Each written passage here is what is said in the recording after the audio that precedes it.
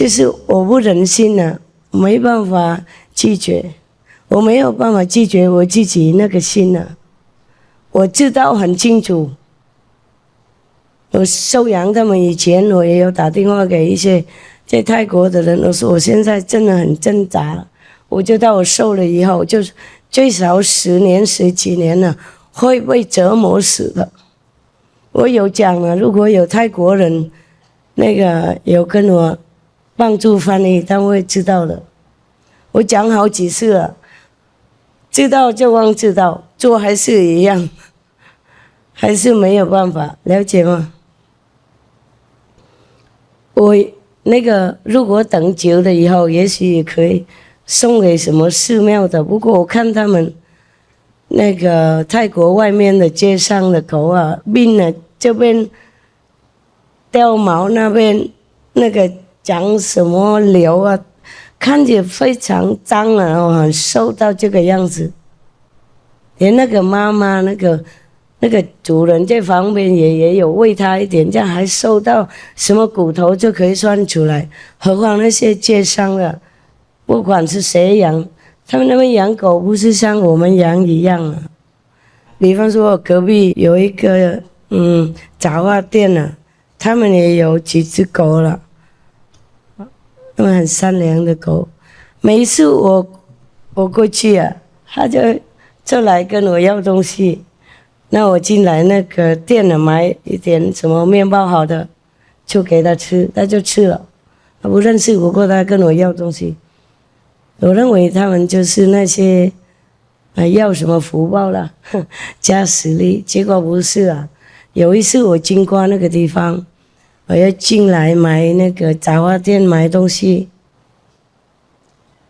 然后我看那个他们给他吃的东西就一大碗的饭，白饭的，然后上面有一条那个小的鱼了，像这样子那么小，这样这么长那种小小鱼，他已经吃光了，剩下骨头而已，留在那里，然后整个晚饭也没吃，就是这样子。已经有主人了，那个是一个杂货店了，不是说没有钱了，懂吗？但是就这样对待狗而已，这样子已经最好了。所以那只狗我看它善良的，不过它很那个很沉闷很昏沉那种啊，不是跟我狗那么活泼。My God， 你跟它玩也没办法的，太多力量了。那只狗它走路很慢了，懂不懂？眼睛也钝钝的，就是这样啊。不过我也没办法管那么多了。每次我又给他东西，我先跟主人讲好了，我说你这狗啊好善良，我很爱它，我现在买这个给它一点点结缘好不好？你允许吧，这样我才给他，了解吗？因为人家有主人啊，不能随便这样子在前面丢一丢，好像你很有钱啊，看不起人家的那个对待狗的方法。不过我住那边也不久了，大概1个月什么左右，后来要去别的地方了，也是为了安全问题了，去的别的地方以后也不行，也要去别的地方，要再走了。去年呢是最惨的一个年了，一天到晚要逃跑，住哪里都不安顿。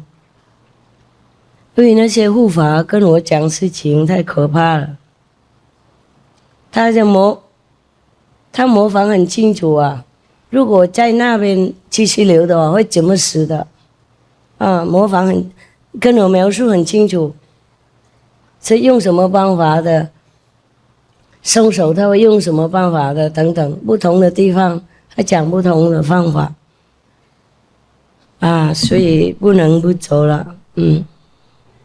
有时候那个时候刚认识狗嘛，我也舍不得这样子走，让他们在那边，所以以后常常跑来跑去，以前呢跑来跑去。不过不能天天这样跑啊，安全的时候再回来。有时候不同国家回来了，我再就出去。啊，当名师没那么容易了，所以什么人都还在那边自生出来，他们自己嘲笑自己的了。OK， 给天堂大笑了，没用啊！不是说哇，我就是名师就是名师吧，不是这样子了。你如果能够的话，你看那个佛啊，也被缠到脚了，耶稣基督也像被钉了，穆罕默德先师了，祝他和平了，还是一样被人家吹下整个被子，有吗？然后某某哦，好多我讲不完了，我讲不完，你们自己找书看吧。OK， 我讲的话我会掉眼泪，我会哭啊。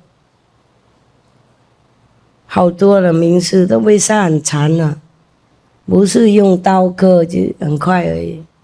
有一次我跑累了，就跟他们说：“哎呀，死就死嘛，算了，我累了，我不跑了。”他说：“不行不行。”我说：“怎么不行？”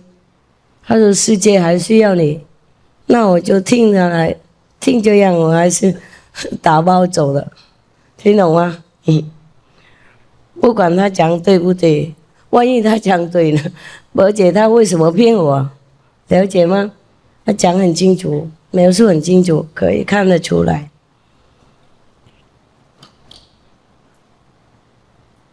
然后也不是一个天神讲很多的，懂不懂？因为有时候他一个讲不听，我不听了，我太忙了，然后就不听。等一下另外要来，要跟我说一样的，然后另外一个也要来跟我说一样，到我走为止啊。不然他不让我睡觉，不让我打坐，吃饭他也来吵，说你要走了啊，打坐他也来吵。吵这个吵不是像那种大红钟那个吵了，他吵你没办法啊，没办法不听的，没办法听不到的。你们记得的故事师傅说我睡在一个寺庙的很大红钟旁边，有没有？一叫起来呢，整个村也会听得到，2-3个隔壁村也听到，有没有？跟道场的钟一样嘛。我也听不到的，懂吗？然后人家敲门很大声，好几次我也听不到。不过那边那个天神讲的时候，你没办法不听。隔壁，比方说有一个人睡在我旁边，我是坐在我旁边，他听不到的。不过我不能不听，我不能听不到，这奇怪的。声音很小了，比方说跟你那个闹钟一样，那么最大是这样而已。然后平常都是小小的，跟那种比较吵的音乐一样，不然的话传真机那种一样，懂不懂？不过你不能不听呢，奇怪了，我马上就起来了啊，然后就听他们传信了。传信不是说用口传的，我还是要起来查看的，像 email 一样，有没有 ？email 你拿到 email， 它会有一种声音给你，知道吗？啊，不过你还要自己出来，那个按这个按那个钮啊，查看啊，是要写什么东西，类似的，就是他们上面比较文明啊，不用机器啊。我这边当然没有机器啊，是用那边查的。我外面不知道那些 email 什么的，那边很清楚，因为我们这专门用这些了。外面 email 我很懒得学了。喝这个以后就不用吃饭了，喝2-3个这样子就饱死了。就是最后一个，我试看看了，3个医生了。如果这个不好的话，我就算了，不要再吃任何药了。我肚子差一点变成药房了。懂吗？好多，现在还有很多放在里面。我吃太多不舒服，这个是最后的啊。如果没效的话，我就不管它了。死就死嘛，活也是这样，没什么好东西。为了大家而活了，就跟你有小孩一样嘛。有时候你也不是说贪生畏死什么，就是小孩还小了，要照顾他们，然后跟先生吵怎么样，家庭不和平怎么样，你还是继续为了小孩而活下来嘛，懂吗？继续下去了，也是这样。我对你们就跟对自己的小孩一样，没有两样的。对狗也是一样，我跟他们说，我既然不是你妈妈，不过我爱你，跟你妈妈一样，所以他们很信任师父了，信任。确实，哇，最后了，不晓得这么晚会不会有效？本来早上应该早上中午以前要吃3次，结果忙东忙西，忘记了。是有3点了，快3点了，不可能了。是的，这个本来是下午的，是第2餐的，结果这个早上还没吃完。Oh my God， 就是这样。我不是不乖，就是忘记了，然后忙东忙西然后就放在那里。我已经带来了，还忘记，何况有没有？有很多事情呢，他要你处理，没办法。OK 了，有没有新的人来？要问什么东西？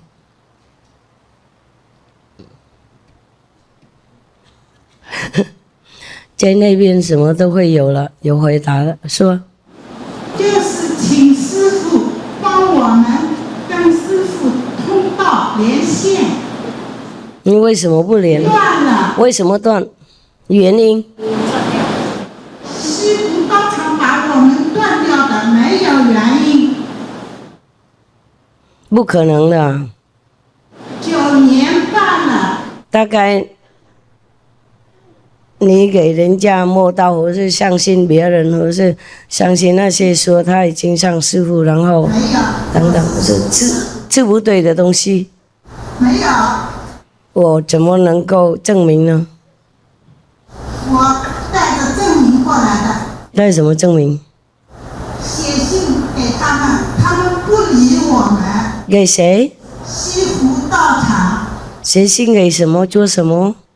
要求跟他们连线，他们把师父所有的消息给我断掉了，我就靠无上师电视台，我们一起跟着这个电视台修行，很伤心，师父。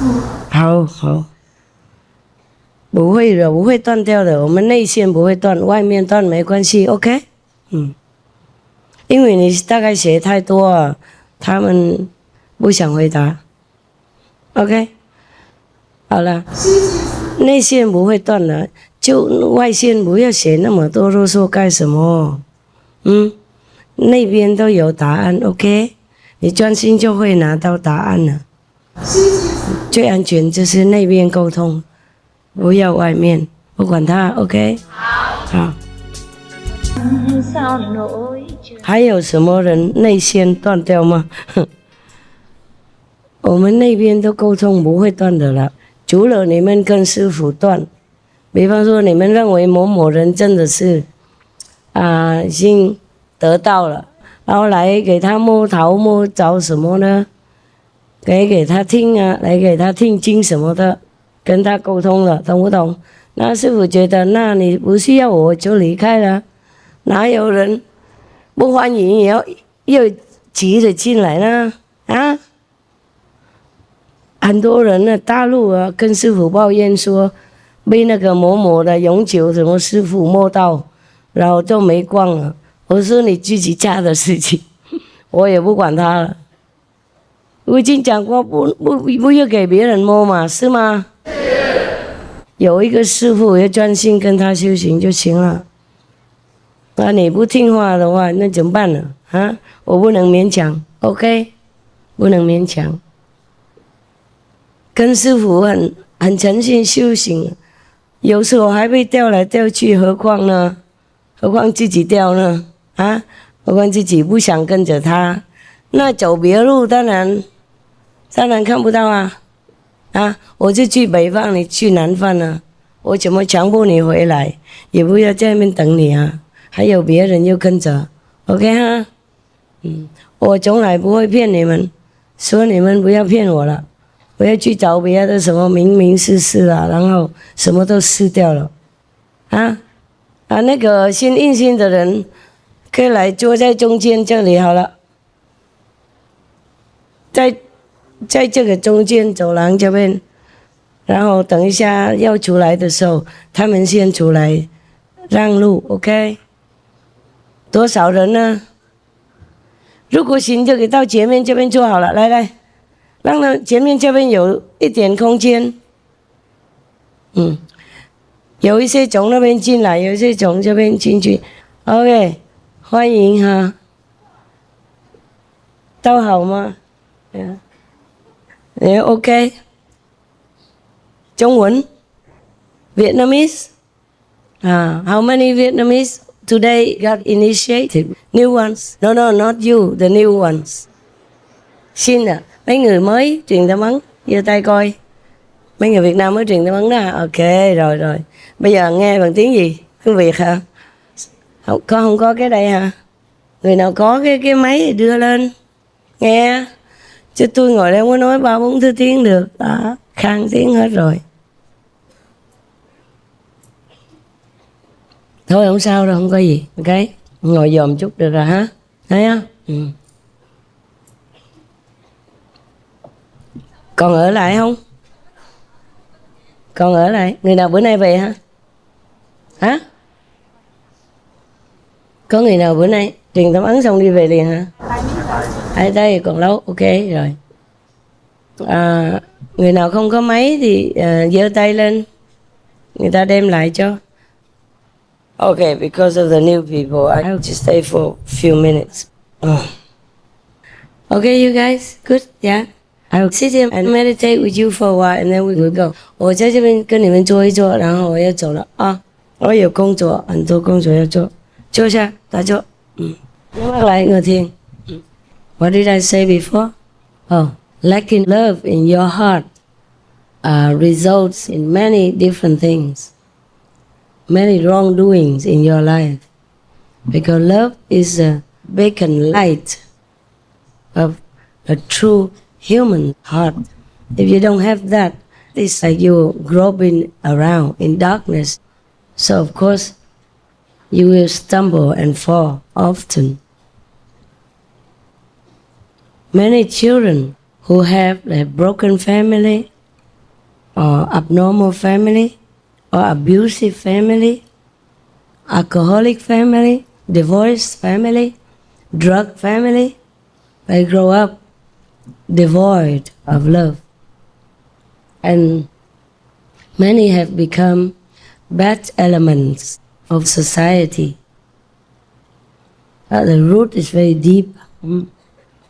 When you were young, if you didn't have any good example to follow, a good anchor for you to hold on to, then you just drift around, and then you just park anywhere, any dark water, any dangerous area of the sea, and you don't know how to control it. You don't know how to control the boat if you don't have an anchor. Society gives you a lot of education just to have a PhD, like me, for example, but they don't teach you anything more than that. And even if they teach you some philosophy or some religious theory, it's only repeating sentences, fragments of intellectual, a language understanding, but nothing more than that. You understand that the word God means, okay, somebody very high, somebody who has power, but you don't really know what God is, yeah? And then anybody comes and tell you, okay, God is here, I will show you, you repeat this, you bow to these statues, then you will be connected with God. It's not like that, is it? You know, right? You know that all your life you've been bowing a lot and nothing happened. Don't even hear what God says or see what kind of symbol of God there are. Nothing. And the less we see God, the less love we have in our soul, in our heart. And the less love we have, the more chance that we stumble and fall. And then society will catch us and put us somewhere dark, confined, devoid of more love, even less love than before. Then people begin to get angry, at society. And then even if after prison term they come out, they never repent. They go back and revenge, make it worse than before, because they had lost faith in humans. Whatever faith he or she had in God before is probably lost already.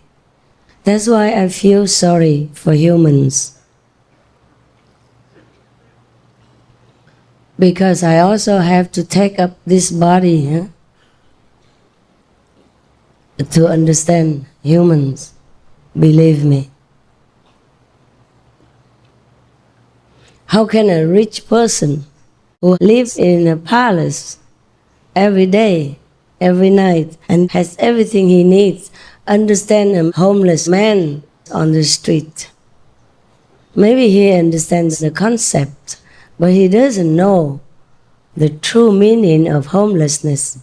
He has never been homeless. He has never had to sleep on the cold concrete in a deserted corner of the town where everybody else either shuns you, avoids you, or abuses you, or makes trouble for you.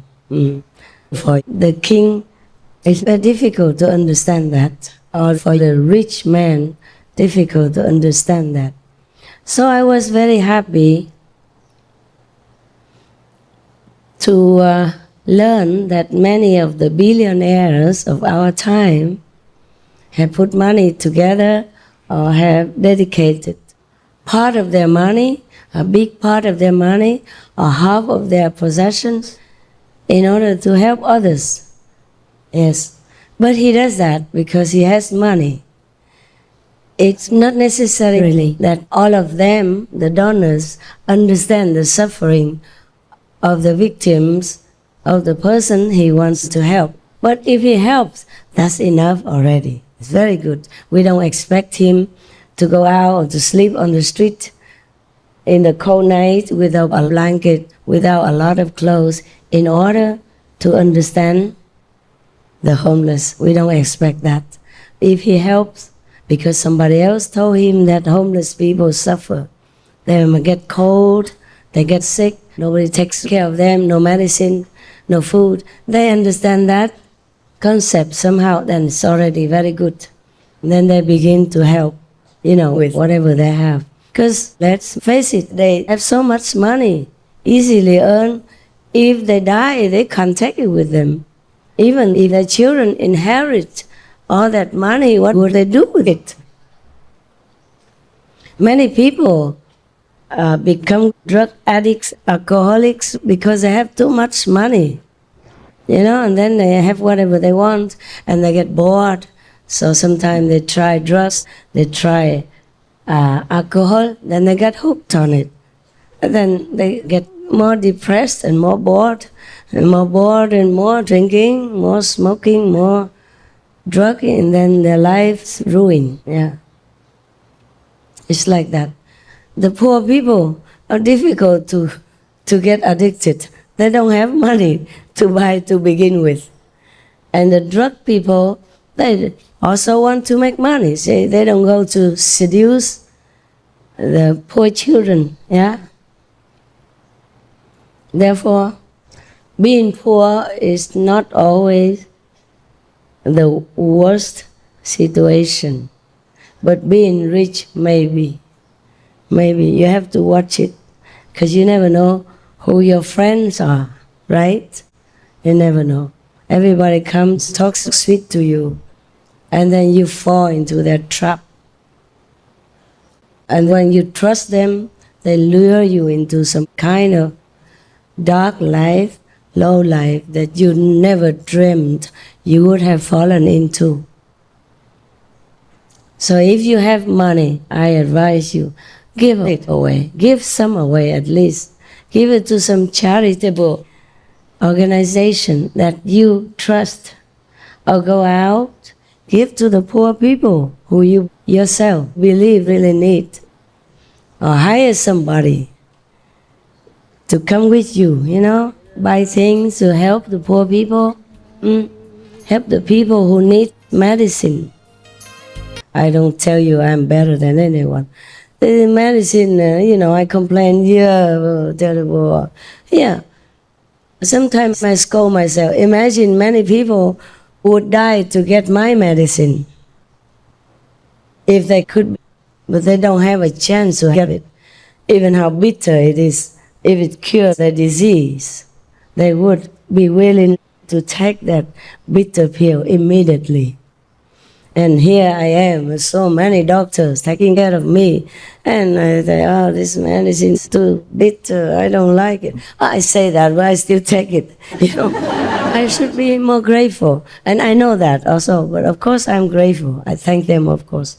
But when it touches my tongue and I forget, I forget that other people suffer and don't have the chance to take medicine the way I do. They don't even see a doctor in their whole life. You see? Of course, when I have time, I reflect on that and I change. It's just the human mind that reacts that way, yeah? But that doesn't mean that I don't know it's bad, okay? Yeah, you did that to me many times, all of you, so I vent it sometimes, so you get the same pill. See that? Huh? Everybody comes to me and tell me about their problems. How about my problems, huh? I also have the same human body, yeah? Okay? Have a lot of lousy helpers. Don't complain to me about your husband and wife. You chose your husband. You chose your wife. If you have problems, it's not my problem. Got that? Huh? So I also told you I'm stupid. I chose this job. And I work overtime. I overdo my job. If I just did like those gurus, you know, famous gurus, I go very high. They have higher, much higher days.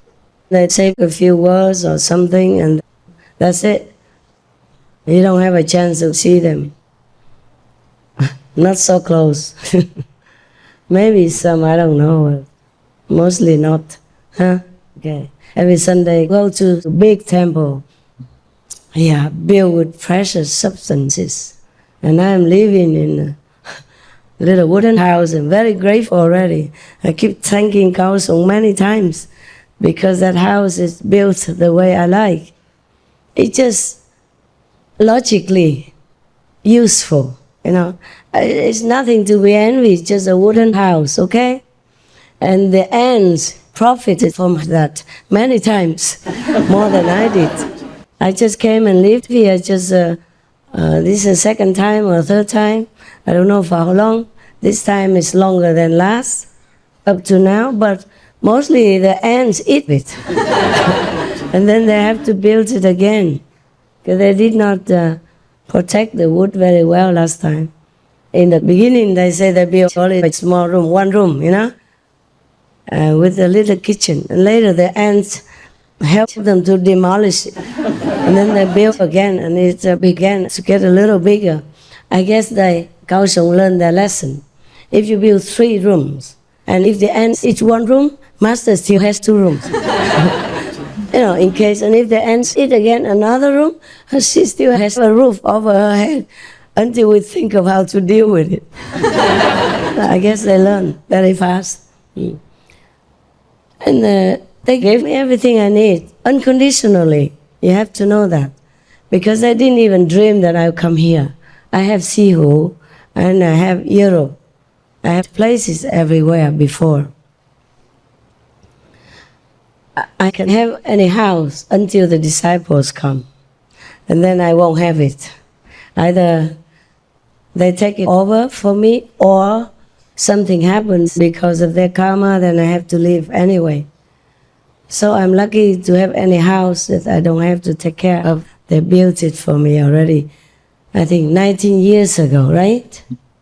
高雄19年以前盖这个房子是吗？19年和19年，没人知道。I haven't been here because I often go to Sihu's group meditation. I don't go to different small groups like in the beginning of my mission. So the ants demolish it and they build again, a little bigger.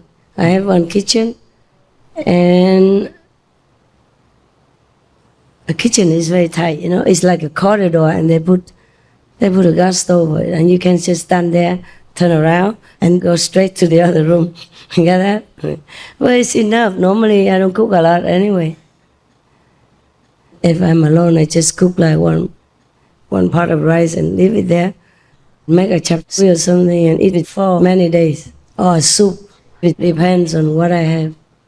Or just brown rice, sesame, and fruit, if I have. If I don't have fruit, I don't eat fruit either. What you don't have? You just, what? Don't eat. Correct. How do you know? How do you know everything? Whatever I have, I use. If I don't have, I don't use. That's very wise, no? Huh? What do you think? Yes. I'm worthy of being your master, no? Correct? Yes, Master. They don't know language. A channel? What channel? For the Vietnamese? 104.1. 104 and 0.1. Oh God. Right. 104.1. Hiểu chưa? Hiểu không? Biểu rồi, học tiếng Anh không chịu học. Hả? I told every one of you more than 10 years ago, learn English, no? No, nobody learned. Too busy getting married, making children, and earning money. Don't care what master says, it doesn't matter. English is so easy to learn, more easy than even your own language. I don't see any other language more easy than English. Very simple. And I don't speak like high level English. I speak very plain English so that everyone understands. The same in Vietnamese, the same in Chinese. Even in my poetry, I don't try to make it flowery so that people think I am educated. I make poetry that goes straight to the heart when you listen. I don't make it for show. I explain the heart's feeling to another person's heart's feeling. So it's very simple. Simple language, like simple life, is the best. Because sometimes you read a book, a philosophical book or something, you read the whole page and you don't understand what it is getting at. Yeah, it's like that. They talk a lot. I don't know how they can write so many words for nothing. Wasting time to think, to write it down, wasting people's time to print it. But there's one good point about that. At least to give employment to the printing company and the bookshop. And it helps some people who have nothing better to do. They read that book again and again, passing the time. It's helpful in some way. Sorry, I take back my criticism before. It's helpful. If you write nonsense or anything, just write it. it helps somebody to have employment, somebody to pass the time. Even if they don't understand, they buy them, put them on the bookshelf. Big names, you know. Wow. The less they understand, the more valuable the book. Because nobody can say anything to criticize it. Nobody understands anything about it. So it must be something extraordinary. That means it's absolutely outside of humans' understanding. So it's something very special. So you see, it's a very funny world we live in. Huh? Something simple, they think is complicated. Something very complicated, they say, wow, that is a good thing. They worship it, you know what I mean? Yeah, it's funny sometimes. Sometimes I look at the world with different eyes, and I feel the world is really a funny place. Many things are simple, but no one understands them. And many things are complicated. I don't know if they understand or they just say they understand, but they like it. That's why the world is in the stage it is right now. Because we complicate our life. We waste our time on things that are not really important. Many times I've seen the way people do things. I wonder why they do it that way. Run around. Just like sometimes you people ask me questions. You don't go directly to the point. You run around in a circle until I had it. And I say stop. Because I don't know what's the point. Even if you sit there listening until tomorrow, you still won't know what he wants to ask. What is the question? You know, what's important? But this world like this, no wonder not a lot of people are enlightened, and not a lot of masters would like to come here to teach. Remember, if you read the autobiography of Yogananda, his master, she used this word, ascended to another world, and heavens assigned him to be the teacher in the astral world, remember? Yes. And then he said to Yogananda, because I have been kind of good in the world, so now I'm able to teach somewhere better, where the beings understand better, more elevated in spiritual knowledge. Remember that? Yes. Did you read the book? Yes. No, I guess just a handful of people read it.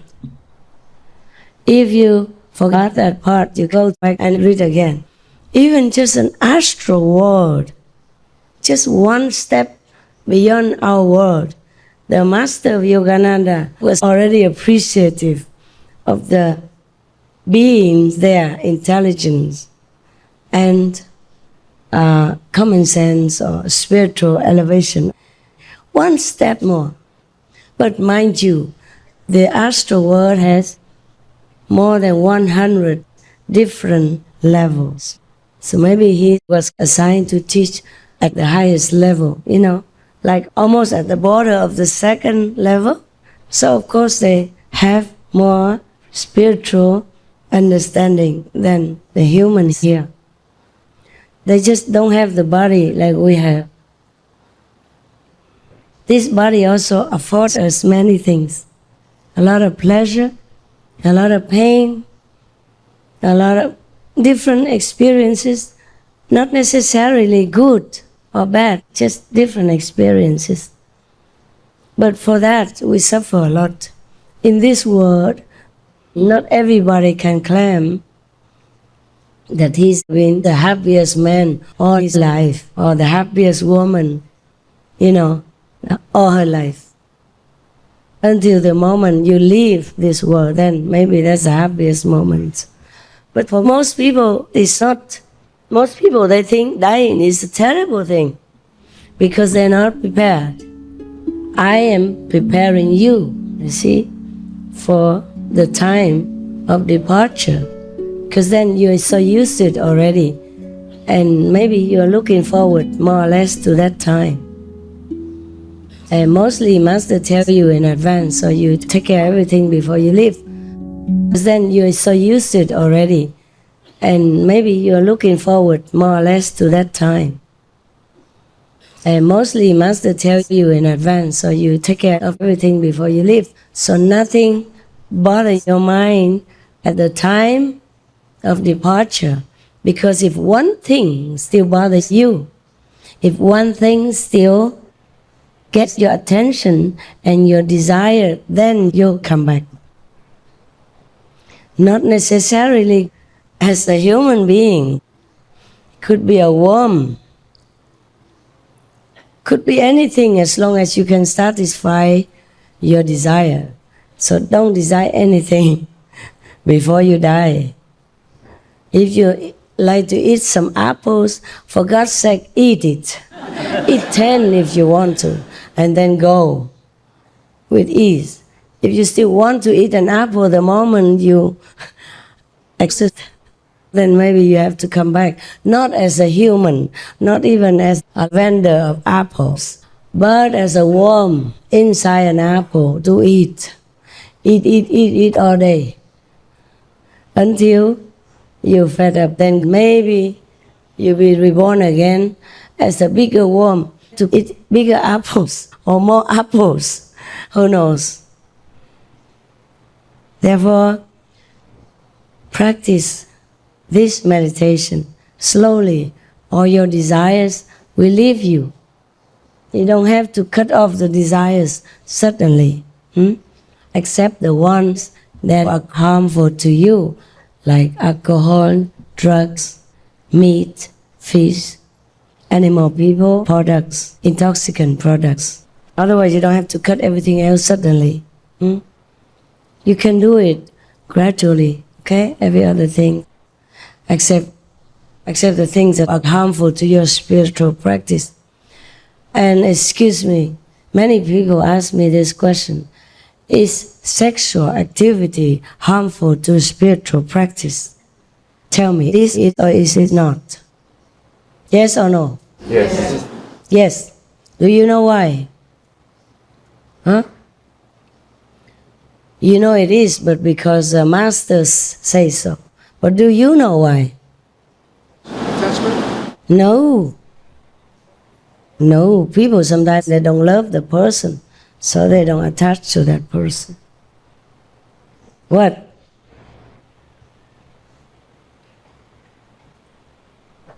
Nobody knows yet? Okay. That action, that activity stops the flow of the spiritual influx, okay? And channels it out instead of keeping it inside. Got that? The moment something comes out of your body, in that moment, some of your spiritual influx is stopped, obstructed right there, and go out with it. Got that? So many saintly people, they are not married. They don't get married. Or they married before being a master, and then they gradually quit. Understand? It's the biggest loss for spiritual influx in that single act of pleasure. But don't fear a lot, because if you married, mostly after a long time, this kind of sexual desire wears off. So St. Paul in the Bible, he say, it's better to be single, like me, meaning him. But if you cannot, then okay, you get married. But temper your desire. Yeah. Luckily, mostly married people, after they're married, they will be busy, building a house together, taking care of their home, having children, a lot of work. So they exhaust their brain power of desire. So mostly after getting married, you kind of taper off And slowly you will gradually have no more time for that. One time one of the monks asked me what he can do, because he was a monk long time ago, many years ago. But at that time I was still very shy, so I told them to edit that part. At that time I was young, even to mention the word sex I could not. Yeah, really. The first time they asked me that question, I mustered all my courage to answer it in plain language, but still very shy inside, even though I didn't look it. Many times people, the disciples or non-disciples, ask me that question. I answer, and then I told them, cut it off. Nobody wants to know this kind of thing. Nobody needs it. But many people need. As the years roll by, I understand that humans really still need to ask that question and still need an answer. So today, I answer you. I don't feel that shy anymore. Too old now, I guess. Got used to the word. I'm telling you this in case you still want to know, okay? Because that kind of action, it seems harmless, yeah? It seems like it gives you only pleasure. But it is, in a way, detrimental to your spiritual practice. If you indulge too much in it, you will lose a lot of spiritual points. And you'll have to earn a lot back again, huh? That is really why many scriptures tell people to be moderate with sexual activity. And they advise you, or the masters advise you also, better not to have this physical contact, okay? Intimate contact before marriage. Like that, you're stuck with your partner, no matter what. And then you will be learning to help each other more and be more friends. That, because you don't have any choice, any other thing to compare with, better or worse, good or not good. You just stuck together, and that's good for you.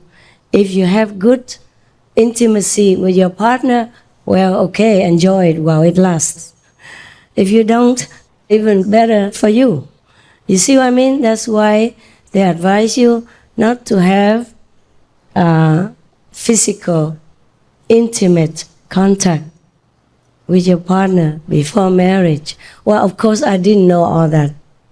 Please don't think I knew all that before, okay? I just knew it as the years of practice, as I learned more from heaven. Because when I'm in this body, borrow or not borrow, I still have to stay in it. And I still have to suffer like everyone else. I have to learn different things, okay? But many things I don't learn from humans' world, except the emotional ups and downs, or the suffering, physical, mental, that I have to experience also through the body. But all the knowledge, like that one, I told you, between husband and wife, and physical intimacy, that I did not learn from human words. Nobody would teach you that. I bet you many masters, even 5th level masters, who told you, take it easy with your wife or husband's sexual activity. I bet you they also don't know why. They probably listened to their master before that, and their master listened to their master before that. You don't believe me? You go ask them. Don't show them this video first, okay? Go ask them first. See how they answer you. It's not like that. They probably say, oh, this is mundane stuff. It's lowly, so it's not saintly, it's not holy. You should respect the other human beings like your mother, your sister, or your brother, or your father, etc., etc., etc.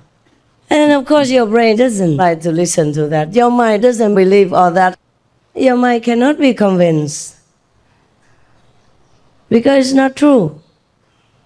Of course, surely you should respect everyone, because any of your acquaintances, friends, or even animals, people have one way or another been your friends or your mother, father, sister, and brother in countless lifetimes. Even Buddha had many fathers and mothers. Remember that? Because he's the one who can see the past and the future. Not every master can see that. And also not many masters can learn directly from heaven, the knowledge from heaven. This is not the highest heaven knowledge. Understand this? Just the simple knowledge within the shadow world. But not many masters have access to that.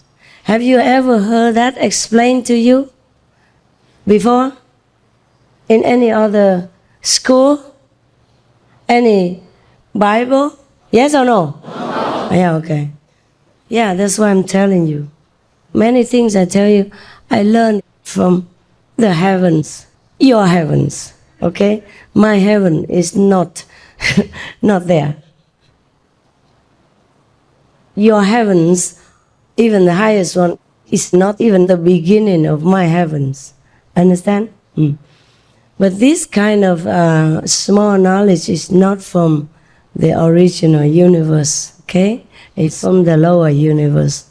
And if you can access that, you will learn many things. Many things I also don't want to tell you.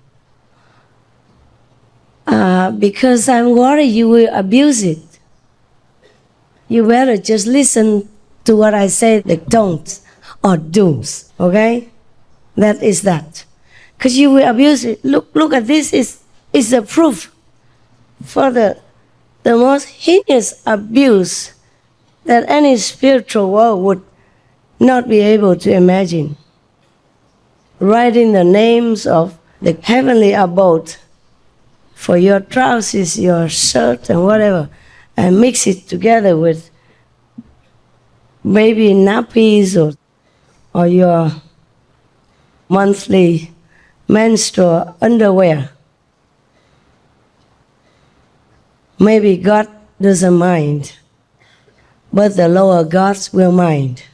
They count everything wrong you do and make excuses to punish you, to take away your spiritual merit, to take away the connection with you, the collective merit.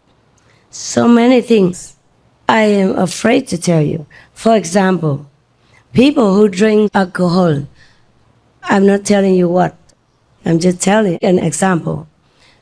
This is true, but I'm not telling you the remedy, because I'm worried you will abuse it. If somebody drinks alcohol, for example, if I have to drink alcohol for any reason at all that you can think of, I could dilute the alcohol effect. I could nullify it by simple material, something from this world only. Don't have to go to even astral level to cure the alcohol effect and damage to your body and other spiritual concerns. Everybody tells you alcohol is bad for you, don't drink. That you know. Because you get drunk, you damage your nerves, your brain, and if you're older, the damaged brain tissue doesn't grow back. You know that. Everybody knows, or not? Yeah? Well, if you do research, you know. But if you do research, you know. So some people are stupid. They are young and they say they drink now because their brain tissue still can grow back. I told them, when I saw it, I saw a couple of them in a bar or something. I say, wait until your brain grows back. You are already addicted and you can't change. And you just falling through the pit, going this way down all the time. Because he thinks he's young, he can drink it now, enjoy, and then he'll quit later when he's older, when his brain tissue has no chance to renew itself. But by that time, He's stuck already, no? Everybody understands, right? Yes. Cigarettes, alcohol, drugs. Stick with you all your life and just get worse all the time. The more you drink, the more you want. The more you take drugs, the more you crave. The more you smoke, the less you can quit. So many young people are being cheated into this situation. But as I told you before, people are craving for love.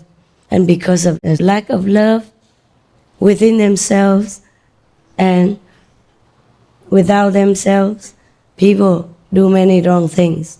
And children nowadays don't have enough good guidance, don't have enough good examples from adults to follow and to anchor themselves in good behavior or good practice or good knowledge. Yeah.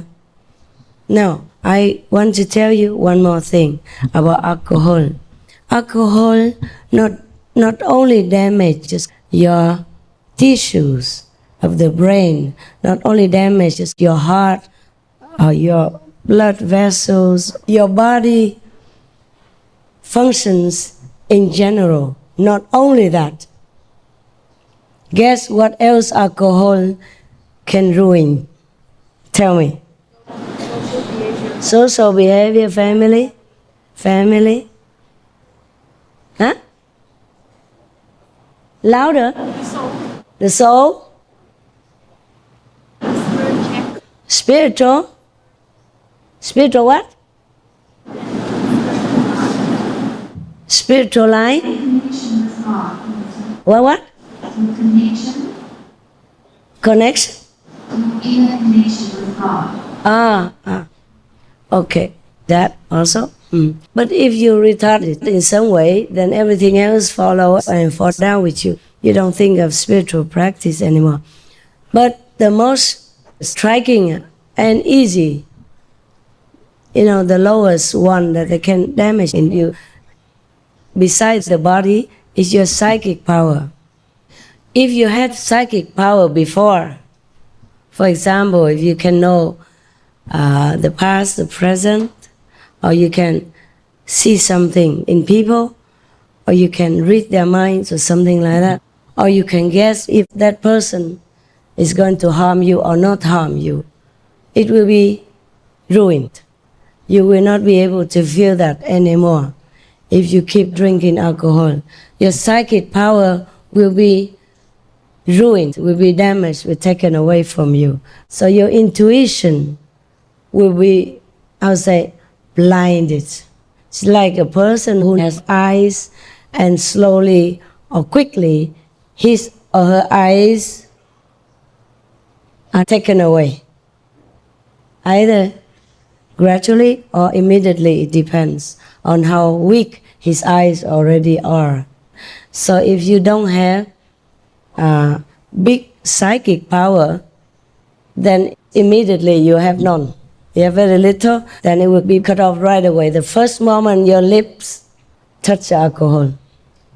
If you have a lot of psychic power due to your maybe previous practice, or you were born from a little higher level before this world, then it will be also taken away some or completely. It depends on how much you drink.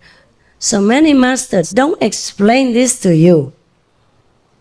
Everybody just repeats from each other saying, okay, alcohol is bad for you, okay, and waste your money, damages your body, ruin your brain power, tissues, damage, all that. And social behavior, spiritually not a good connection, but it's just a very vague explanation. Of course, if you drink alcohol, anybody knows this doesn't agree with spiritual practice, no? Yeah. Then it's easy to guess that. But really, it damages many things. Psychic power, you need. Your intuition is your guardian. It will tell you about danger ahead, even though you don't even know why you suddenly don't want to drive there. Or suddenly you want to check your car exhaust. Suddenly you want to check the brakes, even though you have just had them repaired. Suddenly you don't want to talk to that person anymore. Suddenly you don't want to contact this and that person. This is your intuition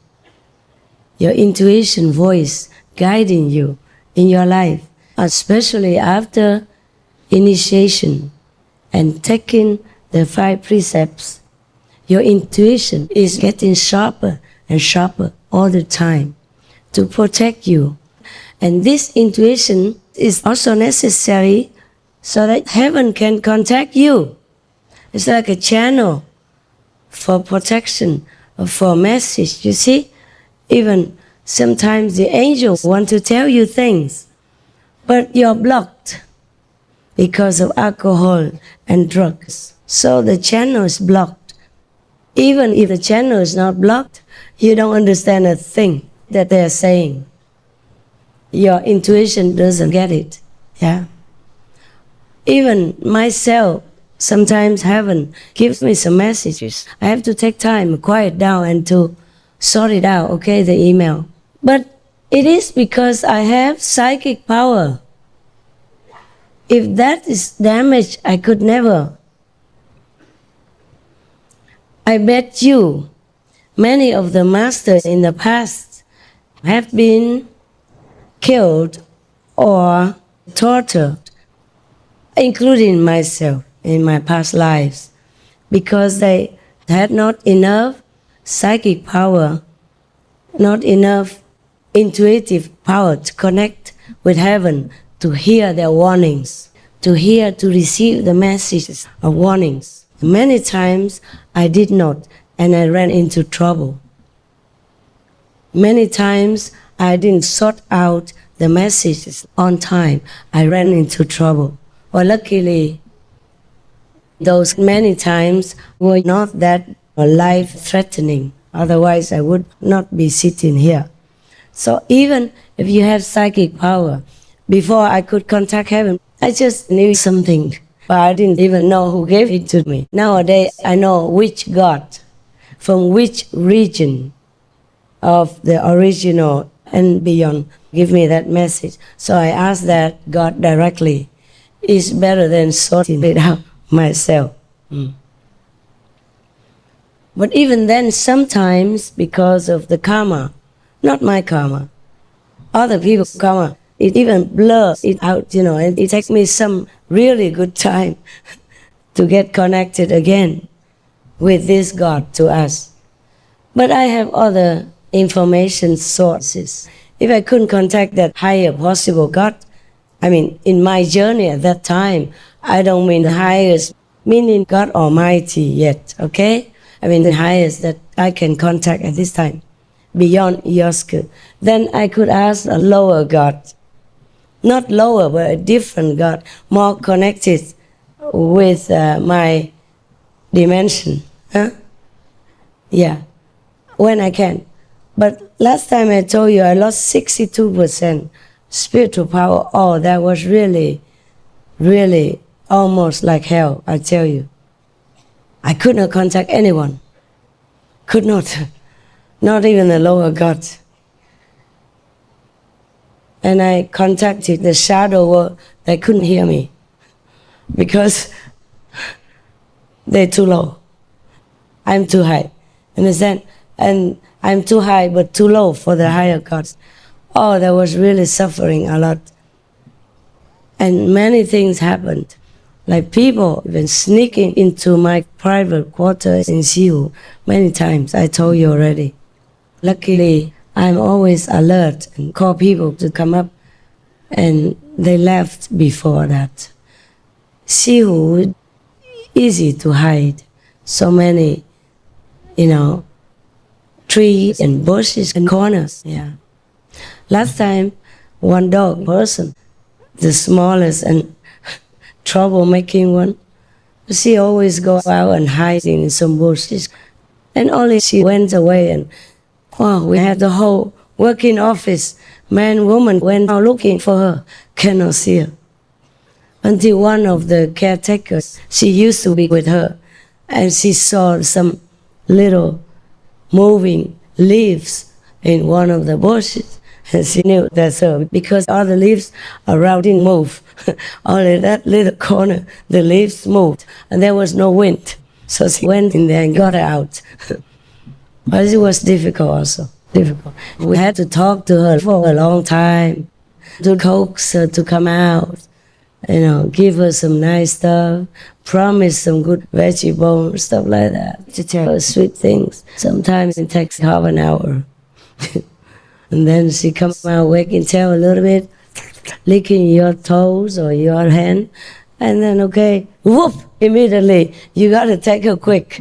Otherwise, she's just being nice and they go back inside, hide again, Have to be very quick. She's very, very quick. She's been running all her life during her 3 years of growing. So she runs faster than anyone. I bet she can win marathons more than any of the human champions to date. If the Olympics allowed a dog person to run in a marathon, I will let her win. I think she will win triple gold medals, not just one, because nobody ever ran that fast in our history of the Olympics, I'm sure. Run away in the first place. What was the reason? Oh, what the reason? Why did she run away? She's afraid of humans.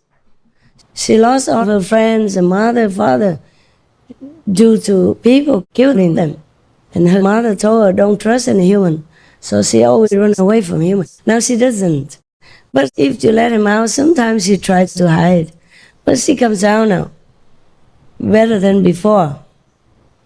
Before she didn't come out, you didn't know where she was. That's why I fenced it all in, okay? She's afraid of humans. We are that wicked. We are that horrible, terrifying to all beings, not just that little dog person. Wow, she's so quick and slippery, Even if you catch her again, she could just run away from you. Before, the mother, the mother who I adopted ran also that quick. And even 2 meter high fence, she just puts her paw in between the hole and jumps out quickly. Took a long time to catch her. And later she came in by herself, knocking on my door. Told you already, okay? But this one, oh, she's older. You see, the mother was only 1 year old. But this one's 3 years old. And she looks like a puppy. And I thought she belonged to the group of those puppies. So also very hard to catch her. And I had to pay 30,000 Thai baht as reward. Finally, they caught her when she was near death already. She was having high fever, and she hadn't been showing up for 2-3 days, not eating anything, not drinking anything. And that day, she came out.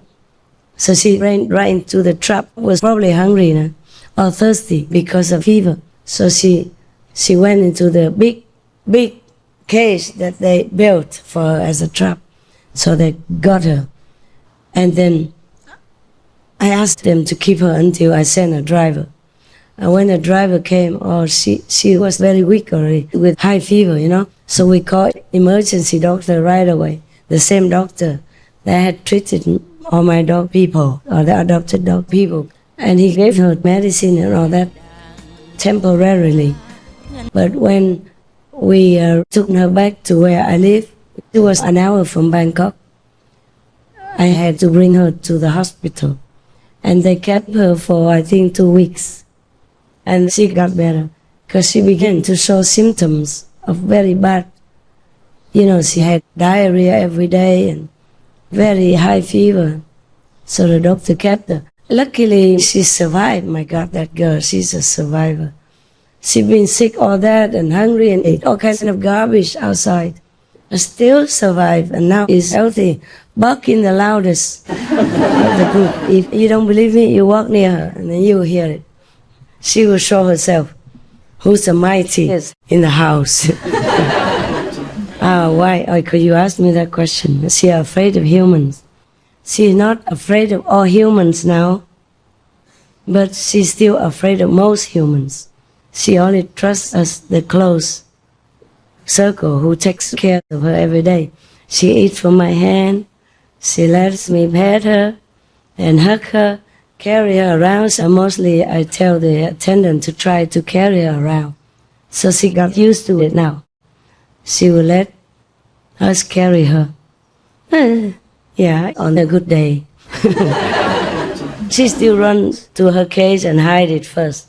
Then we have to coax her out with sweet potatoes, durian, it's goodie stuff, veggie green bones. Yeah. Then she comes out slowly and snatches. She goes back inside again. And then we give it outside and then she has to come out. She got one taste of it and she wanted to eat the whole durian. Yeah, expensive homeless dog person, very. Because even in Thailand or Vietnam, ordinary people don't get to eat durian the whole like that. If you have money, yes, but even in those countries, I remember when I was a kid, one durian that shared with the whole family, everybody one piece, you know. If they have, there's sometimes less. Because even in those countries, they are expensive for the majority of people. Yeah, they are luxury. But my dog, small size like this, like the size of Shih Tzu or Maltese, small Maltese, can eat the whole durian all by herself without stopping. And if you have durian, you are her friend, at least until the durian's finished. And then she has no moral, no qualm to just say goodbye till next durian. Even me, you know, she eats it all and then she just wags her tail, goes into her cage. Until next time for maybe sweet potatoes or her favorite toys also. Wow, 3 years old already. Goes and takes all the toys from everybody, stacks them in her cage, licking them one by one, making sure that they are marked by her own saliva, you know. Then she will recognize them next time. Whoever takes it, she takes it back in due time. She doesn't fight, but she sneakily goes, and when that person sleeps, she takes the toys back one by one, stacks them at the back of her cage, her den, you know, whatever little quarter wall she has. And she took my shoes also, my slippers she loves.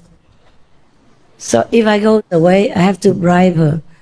I give her one of my slippers. I say, I will come back. You watch it for me until I come. Oh, very happily. Gather it into her cage, leaves it there. Doesn't do anything, just every day looks at it, or licks a little bit and leaves it aside. Yeah. Her cage was full of things before. Now we don't have a lot of slippers hanging around, but before she collected them, you know. I gave her already one to play with. No, she took the other one also. And if you're not careful and you come to my house and leave your slippers, she also welcomes those into her own cage, you know. Yeah, and toys and whatever she can take, she brings to her things, her world, her possessions. When she was still wild, I gave her food and drink, you know. Over there, so difficult to buy stainless steel, so we're limited. We have some plastic things outside, you know, for food. Doesn't matter, just cold, dry food or some snacks that I give. She took the whole thing, ran to her mountain up there. One day I went up to the highest peak of the low mountain. I saw all the evidence of the crime. The missing toys, the missing bowl, the plastic cups, the sticks, whatever, you know, in my yard, anything. And one of the Korean nuns was crying. One day, she looked like crying with no tears. I said, what's wrong? They took away everything. We have nothing now. I said, what everything? The bowl for the dog. I said, that's not everything. She said, yes, but yesterday another thing. I said, it's still not everything. You're crying and lamenting like your mother died or something. It's not the behavior of a nun. So she stopped. Your nun is supposed to be looking at everything like zero, right? What kind of face is that? So miserable. I said, come everybody, look, monks, look. I told all the householders, come and look at her. She lost one dog bone. Look at her face and her expression. And she felt embarrassed and she didn't complain anymore. But that didn't mean the dog did not continue to take the stuff and bring it up to her quarters. The high peak of the mountain, that's where she runs to every time any human goes near or wants to catch her. Because she runs so fast and goes up. And the mountain, the hill, it's not easy to go up. But for her, the dog is so easy. She has her own highway, number 70, 70 miles an hour. She goes up. And no police can catch her. She drives without driver's license, but she gets away with it. And nobody can catch her. So we have to use that method, The Thai people, they talk about it because I couldn't do anything. Because I forbade the use of drugs. I forbade the use of sleeping, sedation, syringe. I forbade drugging her. I forbade any net thrown on top of her, or of any dog they wanted to catch. The mother also. That's why for so long a time they couldn't catch her. Because before I arrived, they gave her sedation. But they could never catch her. She went somewhere else to sleep. She's not stupid to sleep right there for you to catch her. They wanted to castrate her, but they couldn't catch her. So next time the doctor also wanted to do the same, giving her the injection. Before I heard that story, I let him, because he said he could always catch her. This doctor told me like that. He just gives one injection, then the dog person runs around and then sleeps, and he will catch it in no time. I allow him. But she didn't come back. She went somewhere far away, then sleep. Next day came back again, business as usual, looking if any food, go eat, run fast. Eat and run, eat and look, eat and look, eat and run, eat and run. And next time, I say, doctor, still cannot catch her. He said, just give me one more chance. I will give her a stronger sedation. I said, no. I heard a neighbor saying that before you gave her the injection and she did not sleep when you wanted to castrate her. This time, in my presence, you gave her another one. She also did not come back. If you give her one more time, what if she cannot come back? You see, look at her. She's just skin and bones and has to take care of 9 babies without enough food already. You see, the neighbor didn't give her enough food. So she was so skinny already and so scared, so stressed out because all her friends were poisoned and they were waiting to poison her next.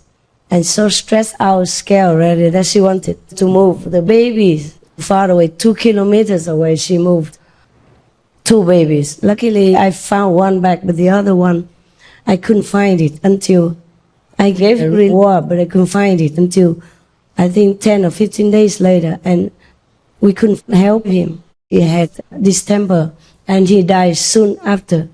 2 weeks afterward, with all my care and with all the doctors coming to my house every day. I could not save him. So I say, what? She's already stressed out, no? If I didn't take all her babies into my house, she would have taken them one by the neck and brought them away already. So she's very weak, undernourished, stressed out, and scared. If you give her one more injection, can you guarantee me that she will come back? And come back well, healthy, alive or not? I don't want to put your conscience on this. So I didn't allow the doctor to give her any injections anymore. I say, I'll think of the way. And I put up a reward, like 10,000, 20,000. going up all the time until 30,000. Anybody who catches her will get that. And one Korean man got it, believe it or not. This Korean guy, a young boy, he even had no dog at home, has nothing to do with dogs. He just saw me and the girl trying so hard to catch. He just jumped in and helped. He was taller and he was faster somehow. He was maybe a footballer or something fast. She was already almost at the top of the fence. He got the big basket and he got. And I really had to give him that money, even though he didn't want it. I said, a promise is a promise. Maybe God wants you to have it. So incidentally, you come here, I have to give you the money, no matter what you want to do with it. It's not my problem. So finally, he had to get it. Because I asked his group, the other whole group of Korean men, they didn't come in. They pretend they didn't understand why, what for, and blah, blah, blah. Just he came in, and he understood English. So he caught chat, and then he got the money. But this little one, I never allow anybody. I say, if I detect any harm to her, even 2 or 3 hairs are lost due to harassment, or I detect any drug in her body afterward. You know, I have doctors who can detect that. I frighten them. I scare them. Then I will sue you.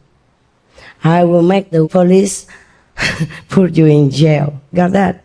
Okay? I have power, believe me. I have connections. I have nothing. I have connection for sure in heaven. I have power, sure. Master power. But they didn't know that. And I didn't tell lies. So they didn't do anything like that. And they knew I love dogs. But just in case they wanted a quick result and then harass the dog. So they didn't do it. They put a big cage, you know, like a trap. Because small cage, she would know. She won't go in. Even then, she watched them. For 3 days, she didn't come. Until she got sick and cold, because it was winter also. So she got fever, hungry, thirsty, went there, and then pop, they got her. And they chained her with a lock and didn't give me the keys. When I got her, she was locked here, you know, with the chain together. And I said, why did you do that? I said, because we gave her normal, how you say, color. But she beat them off, many of them. So we had to put a chain, iron chain around her and lock it. And didn't give me the keys. Believe that? My driver came and they just sent the dog. Probably the dog was sick and we sent her to the doctor right away and didn't think about that. The driver didn't get the key. Imagine the dog, hard to catch, cannot even touch, cannot even go near. And the chain, you know, very tight on her neck. I was worried sick. How can we get her now to unchain her even? Oh my God. They had many men. They just put a towel on her or something and they chained her. So we had to think of a way. And then somebody just got hold of her. Oh, she tried to bite everybody. 4 of the helpers got bitten and had to go get injections in case of rabies. 4 of them beat them. Because at that time, we had just caught her. And the doctor says she was still too weak to get a rabies injection or any other injection. So she was weak like that, but still beat very well. I had to send them to the hospital many times to finish the course of injections. They're still alive, don't worry. Yeah, still okay. It was lucky if other people, if she had bitten all like that, she would be done, put to sleep right away. Any country would be the same. If they know any dog person bites humans like that, they will put them to sleep. What could I do? She's a dog person. We humans can take care of ourselves. The dog people don't know anything. And I thought she was a puppy even. And I didn't find out how old she was until much later when she was well. And the doctors have to check to give injections and for the documents. So they knew, oh, she's at least 3 years old. I said, what? Really? She looks smaller than all of the puppies that I adopted. and she's still small. It's just her size, and she won't grow up. Maybe a hard life, didn't have enough nutrition, so that's the best she can grow. And now she eats a lot. Oh, she eats more than all of the dog people together. She steals food from all of them whenever she wants. Whatever her favorite, if she likes it, she eats all her things and goes one bowl after another, taking it all. The durian or the potatoes. The others are full and spoiled, always full. Eat sissy sassy, slow, eat like a gentleman or lady. She doesn't care, lady, gentleman, my food, I like it. I come and get what I want. And when they come back, huh? How come? Nothing left. Then I have to feed them. When she's already, her stomach is bigger than her size, lying there in Samadhi, then I feed them again, and she lets them eat. She doesn't fight with anybody, but she knows how to get what she wants. Oh, she's just like that. Sometimes she doesn't let me bring her back inside, so I have to chase her around the little yard until she's cornered. And then, okay, she knows she's done. Just sit there like a helpless puppy. Okay, now what? I said, we have to go inside, okay? Then she lets me. Otherwise, if she has enough room, she will let me chase her until the end of the other planet. She likes that. Ah, very terrible. Just one dog person, a lot of work already. I have 7 now, before 10. But I never knew dog people were like this. My dogs were easy, so I thought all dogs were the same. I was trapped into thinking all dog people were the same. They are not the same. And these are wild, really wild dogs. Oh, now I know, but it's too late. I love them already. I can't change. I love all of them. Even the bad ones that bite on my doors and or the rental apartment doors. When we return, it costs a lot of money. Finger wagging and yelling. I let the Hong Kong disciples deal with it. They can speak Cantonese together. I was not there, so I didn't have to listen to it. But you see, by everything, the whole big, strong doors. You know, Hong Kong, they're very safety concerned. The doors are massive, big wood, thick or something. Even if we wanted to chop it, it takes a long time. They're tender teeth. Chop them. Oh God, whole chunks from them all came down. Before that, in Thailand, when I first adopted them, of course I wanted to keep them all in the garage until the doctor came and checked if anyone was sick before bringing into the house. Also, the house was not mine. The house belonged to a very wealthy man disciple. Of course, he didn't mind, that's what he said. But his house is on the golf course. You know? Many US dollars. That's in Thailand. If it were in another country, it would be more expensive. And would he mind if my dog people beat everything? The French door, the imported bed, the antique table, the golf club, special golf club, and the Thai carved bench. Would he mind? Ask yourself. Well, I knew I didn't say anything. I said, oh, thank you for being generous. But before I left, I fixed everything. And I built him a big veranda outside, all glass. Because originally I wanted to stay there. I wanted my dog people to see all the views. They were puppies.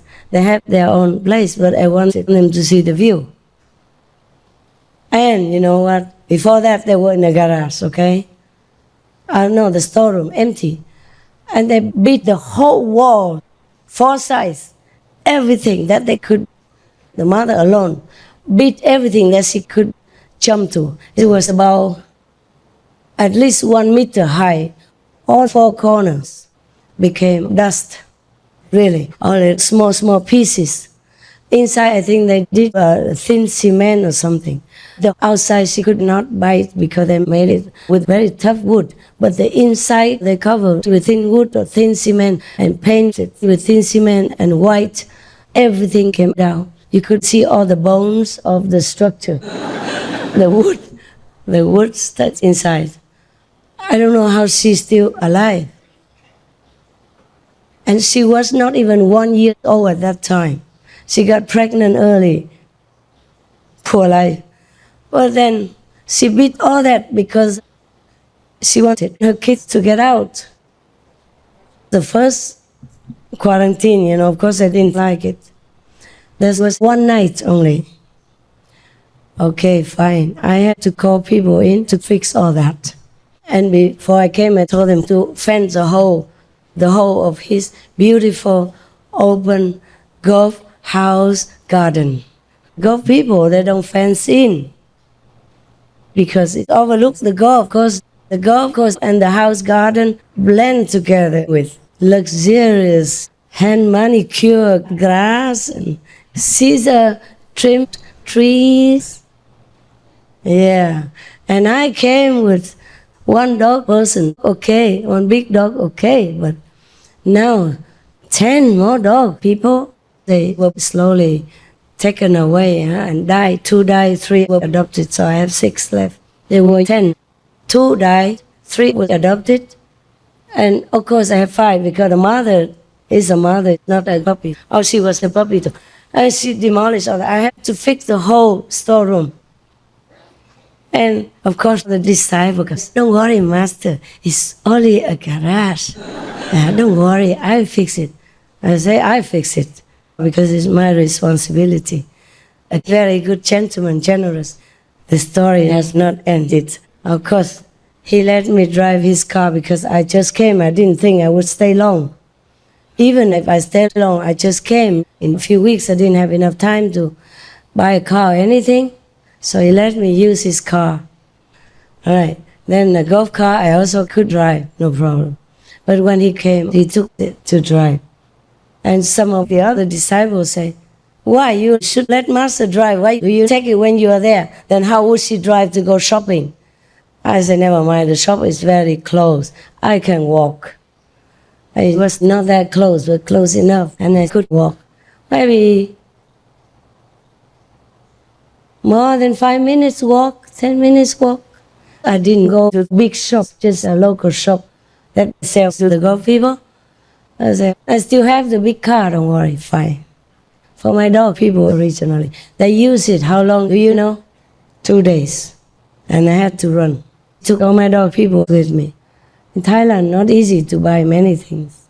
Even to buy a cage for dog people, difficult to buy. So I had to use cartons for them and cover them with blankets and cover in front with just a little gap for them to go in and out like a door. So it was warm for them. They were babies and they were okay. Slowly they ate them all. Every day I have to go to the shop begging for new cartons. They didn't give me, they say, mostly we give it back to the shop, taking some money for it. So nobody had such cartons. They had small ones, like for Coca-Cola or something, but they didn't have the big ones. Even though my dog people were small, they needed bigger ones for space. Oh, so very difficult. You know what I had to do? I had to scrap up all these small boxes to this size, come home, cut them open, and patch them together to make a big cage, one by one. I went back in all the shops around my area, and they feel sorry for me. I said, please, I give you the money. Not that I'm begging you. Please, take the money, give me whatever boxes you have. They took all the boxes from their garage, from their storeroom, even from the chicken people that they had. I said, oh no, if your chickens have it, I don't want it. I was worried about sickness or anything, not clean. But they took everything out. Then they took out some, lunch box stuff, small. I said, you could use it? I said, no, it's too small. It would take me 1,000 years to patch it, to make a big box. But truly, it was very difficult for me. And without a car, it was more difficult. I haven't come to that yet. Okay, and then when I brought them inside the house, they begin to eat the furniture. The mother first. Whenever she could stay in the house, she beat everything so that she could jump out. She could not bear the confinement because she was not used to it yet. And now she still loves to be outside, and we let her run whenever we can. Like maybe 2 hours a day at least, you know. Every time half an hour run or more. It depends on the weather. She runs until she comes back in to get in. Then okay, I let her in. Others don't want to stay out too long, coming quick, worrying Big Mama will run away. They're more worried about me running away than they cannot run away. Or that their own mama will run away. Actually, she just adopted them. She has only 3 children, black ones. Look at the ears standing up just like those that you saw in Star Wars earlier days. The ears stand up and are big. All 3 of them look the same. One died already, and the other 2 are still very active and jump from any balcony. They just jump out, so I no need to lock them in the balcony. Useless. I make fence and everything useless. So we have to make all these ugly green fences because that's the only fence they cannot go over, but they dug underneath and still cut out. So these few days we still put cement blocks along the edge of the fence. You know, these Kaohsiung people, I feel so sorry. And even they don't have enough manpower, so they have to engage those short-term Vietnamese. They're all working out of sweat all for my dog people. I didn't ask, but they have to do it. So all the candy and cakes in my house keep running out because I feel sorry for them. I have to bribe them somehow. Whenever I see them, I say, thank you, thank you. Oh yeah, take some food. Okay. I said, no, we are very honored to work for you, Master. I said, never mind, but thank you, thank you. So they keep supplying cakes and candy, and it keep running out. So if I don't invite you Westerners to my house anymore, for any private audience, you understand now why. I feel embarrassed to tell you, but I'm running out of courtesy, cakes and candies. I used to treat you well in Europe, remember? Because my dog people were not there. And now my dog people are here, but I have to give for their sake. Now you know, okay? All right, that's what it is. Secrets out. And then, so they kept biting everything. And I kept telling people to come and repair it. We repaired what we could. And of course, there were babies. So they pee on top of the carpet, on their, precious, and some of their expensive bed sheets, towels, bed mattresses. I kept replacing a sofa mattress and sofa cushion. I hide them as far as I could. And everybody, if they came in my house, they said, why is the cushion up there? And why doesn't the sofa have any mattress? Yeah, what can I do? I cannot say my dog people eat them all, pee on them, poo on them, and they smell terrible. Every day, new sofa coming out to air, to wash. And in winter, it takes so long to dry, And I kept buying new sofa. Every day you see any sofa would have 10 holes in the mattress. Because I don't buy the wood one anymore, I'm worried. They chew and the wood pieces will hurt their teeth. So I buy those just flap over with mattress three-fold, and it becomes a sofa. And every day some holes on it, or pee on it, or anything on it. Later, I thought maybe they understood. They don't pee in their boxes. They don't poo on their mattresses. They just do it somewhere else. Okay, so I put them on the sofa to sleep with me for a while. And okay, but they have to have somewhere to relieve. I put a big piece of cloth on the corner of the room I built for them. I said, over there. And I smeared some of their own pee on it and some of their stuff on it. And I said, go. And I brought their bones leading them over there, and they smell, and then they did it. And from then on, they would always go there. But there was many sofas and bed sheets and bed blankets and bed mattresses later. But now when they go to new places, they do experiment the same way. Is that a sofa that I can try on? Only one or two. The rest are very good. The one, it's not necessarily that she wants to. Or sometimes they pee because it's a kind of submissive behavior, you know. And she worships the big dog people. And anytime the big dog people refuse her or growl at her, she'd go and pee somewhere. It could be a carpet or a sofa bed. Anything would do, as long as it's somewhere else, not in her bed. Or somebody else's bed would do. If it's not her smell, then she knows it belongs to the other guy, then she can do that. Oh, what can I do? And I love dog people, believe me or not. Huh? Yes. I cannot help it. I have nothing but love for them. Sometimes I feel maybe I love them more than I love you. Or maybe it's just an illusion. Because if I really love them more than you, I would, go rent a house somewhere, live like before with them, enjoy their love, their kisses all day. And why sit here when my voice almost even had gone on holiday? So in some way I must love you a lot. I did many things that you can imagine that I do for you. I don't mean you individually, but you humans. Okay? Yeah. Like I would just go to hell for somebody. I would just take some poison for somebody so that that person doesn't have to take it or die because of that. Because that person would not know that he's going to be poison. That is going to be a poison for him. So if I take it, then he doesn't have to. It won't happen. Something like that. Or my car breaks down or anything, television, everything is just because of karma, the collective karma, okay? I don't have this stuff. I don't have any of these things. Okay, anyway, it's late, you go eat. So some of you have to go home. Some of you enjoy your food, meditate afterwards, okay? Take this as a New Year's Eve reunion. I won't come out again. I have lots of work waiting for me.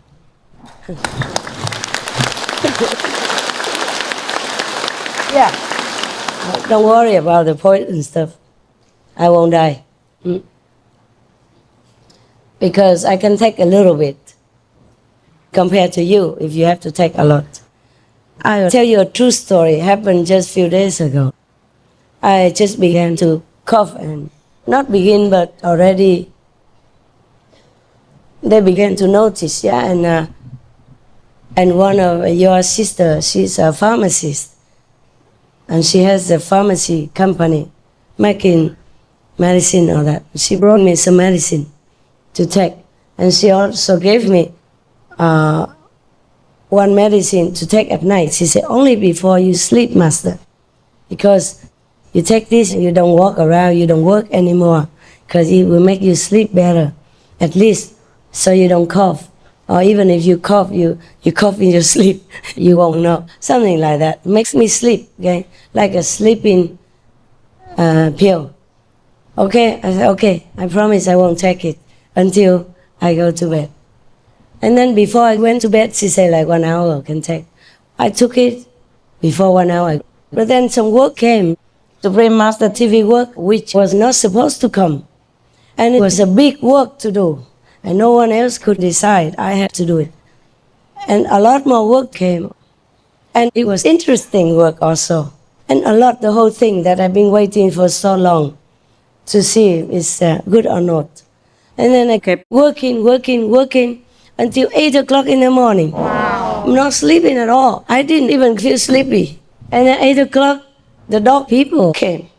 That day they were supposed to come. One dog person came first. That day, just a white dog person came first. And I have to go out and tell them what to do, where to put him, blah, blah, blah, and where to take him, and don't bring him here. Don't make him bark for any reason. blah, blah, and I didn't sleep at all. I continued to work, and then all the work kept coming. So the pill did not work. And your sister worried for nothing. She worried when I take that pill, I should not walk around. I might fall down because of the sleepiness, you know. I didn't sleep at all. And I carried on working the whole night and the whole next day and continued the next day until normal time to sleep, which is around 3 o'clock in the morning. Understand? So if I'm not supposed to die yet, I've been poisoned more than several times. But maybe I didn't know about it. That's why I didn't die. If I knew, maybe I die, you know, scare you to death. If you're not scared, maybe the poison be scared of you. He just run away from you. You just, you know, get diluted and go out. In India, before I became master even, I told you, even the guru poisoned me. He didn't know. He didn't know. They just gave him the wrong medicine. I was coughing, and he was trying to be nice, you know, because I was working for him in the office to help to answer the letters and all that. And I was very good at it. So many people knew it was me. They said, if I want a question answered, I want you to do it. Because they knew it was not the master who answered it. Anyway, he told his assistant to bring such medicine for me, some Ayurvedic medicine. It looks similar to Chinese medicine, or cough syrup is brown, similar. So they brought a whole bottle of massaging oil with a lot of stuff in it. Not just coconut oil, okay? It's to massage for pain, for chiropractic use. Oh, I don't know, whatever in it. After I took it already, you know, a big cup from the hand of the guru, who wouldn't, okay? And then I say, thank you very much, I'm leaving. And they say, wait, did you really just swallow it down? I said, yes, you saw it. How dare I not? Right in front of you. I just couldn't believe it. And then I look at the bottle again, only a little left in the bottle, little left. Oh my God, that's not the medicine. Oh God, what to do now? I said, what to do? I said, what was it there to do? I said, you just drank the wrong medicine. Are you okay? I said, I'm okay. Why not okay? Just coughing like before. The medicine doesn't take effect so quick, you know. I said, no, that is something you should not take inside. For external use only. And I said, oh my God, sorry. And I don't remember what was next, you know. I just said, oh, I have to go back now. And I went out. I don't know what they were talking to each other inside. I walked out and nothing happened. I didn't feel stomach pain or headache or nothing. They say, if you feel this, you know, feel that, or feel that, you please come back, tell us. We'll get a doctor right away.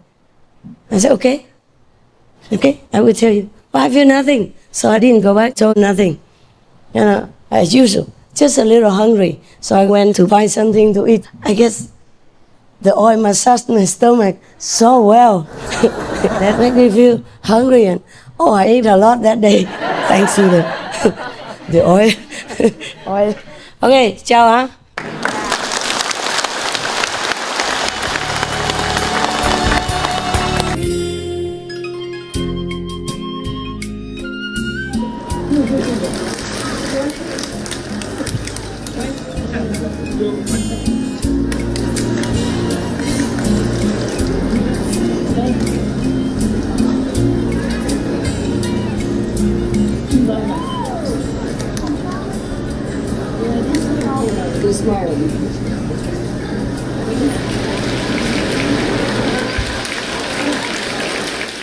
现在没有小孩了，还有吗？还有小孩吗？你们护法哈，把这些给小孩子 ，OK 哈？我走了，拜拜了。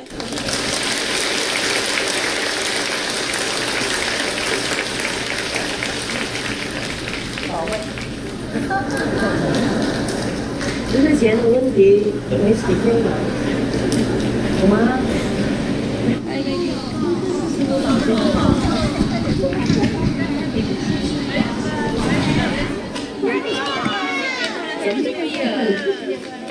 新年快乐！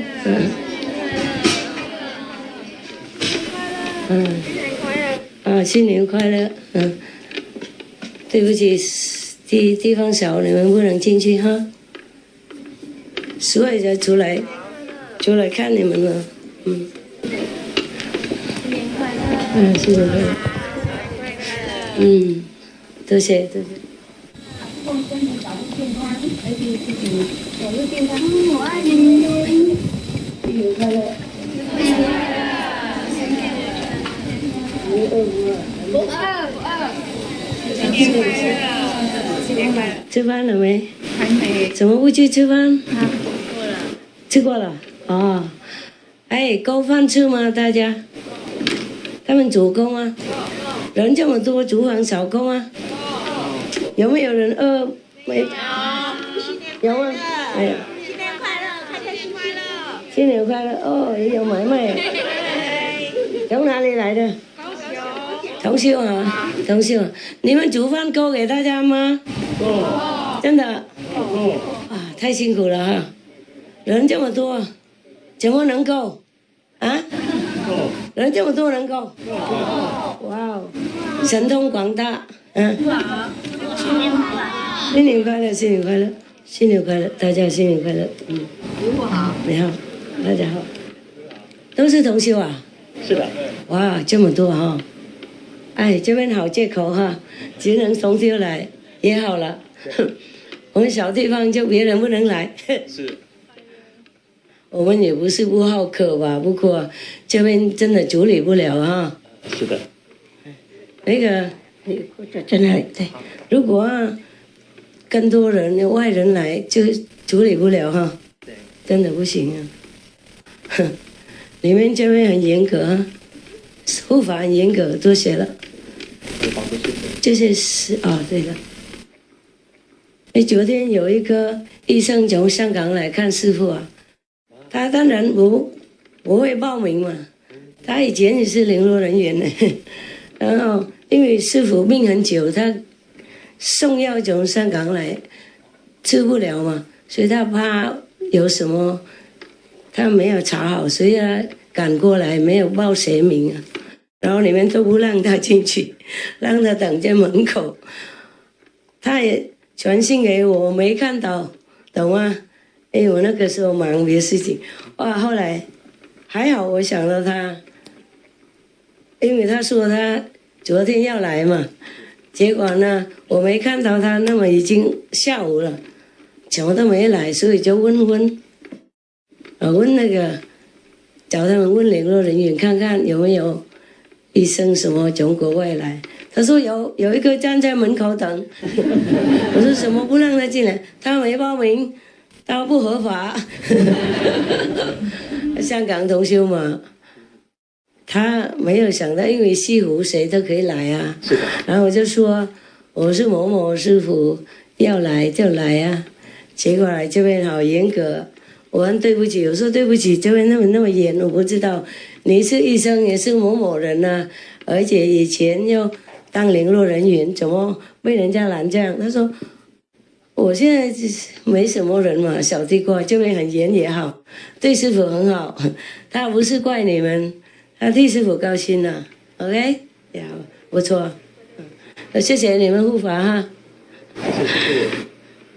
谢谢大家拥护保护 ，OK， 我真的很喜欢那个高雄啊，不过这边好像空气不大好啊，对，我比较敏感了，大家没有问题，你看，啊，你们住很久没问题吗？没有问题。啊，为什么我就感冒就来更严重了？啊，谢谢厨房哈，哎，这几天啊，祝你们每天一样的人吗？不一样。啊，谢谢大家哈，谢谢，新年快乐。啊，新年快乐，你们也是。谢谢每天煮饭，我有吃你们的饭，我每天吃啊。所以你们要煮得好哦。无论我不知道，随便煮给同修吃。我们都带欢喜心。啊，谢謝。對啦，應該歡喜。Sư phụ con nên luôn tặng đó, sư phụ được không? 謝謝ha. Hỏi ông không cạo gió đâu. Bệnh rồi cạo gió nữa là gió luôn á. She wants to 她要跟我那个弄那个什么抓那个东西啦，用那个什么那个快钱那个，然后刮痧了哇！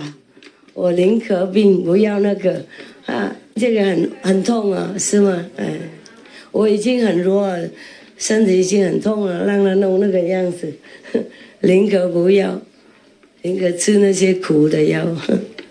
Are you alright, love? You look tired. Are you okay? Okay. You can go sleep. You can go eat now. Okay? You cry? No? Looks like you're not sad or anything? Alright. Okay. I forgot. The kitchen is here. 他们刚一新人吃在哪里？有人知道吗？刚一新的人在哪边吃？在哪边吃？哎。都在刚才那边那个都 OK， 师兄，我不是那个，我现在可以用找你，你带他去吃饭，然后留他在那边，叫他等他朋友。你拿他这个用了，然后 let him he's a big boy， come， 我放他的地方 ，OK， 然后你去，你 go eat OK，Thank you bye love you， Oh you're so cold， you have enough clothes？ Yes. Why are you so cold? Oh, sorry. Go eat now, so warm you up, okay? He will take you there, okay? Don't worry, he's married. He's a good boy. Yeah. And your friend will come the same place later. Every new initiate will go there, eat, okay? So you just go. I see you, huh? Sometimes. How long you stay here? Okay. Have a good stay. Yeah. And when you come home, say hello to all the Slovenian, okay? Right. 啊，可以看到哈。好，大家，good 哈，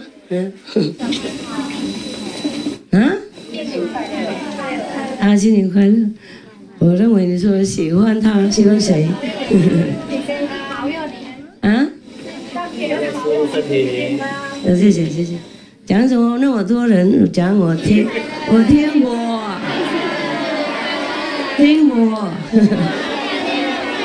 新年快乐 ，OK，Thank you。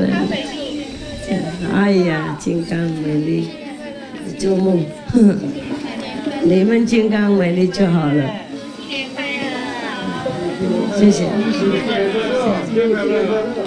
你们也是新年快乐啊！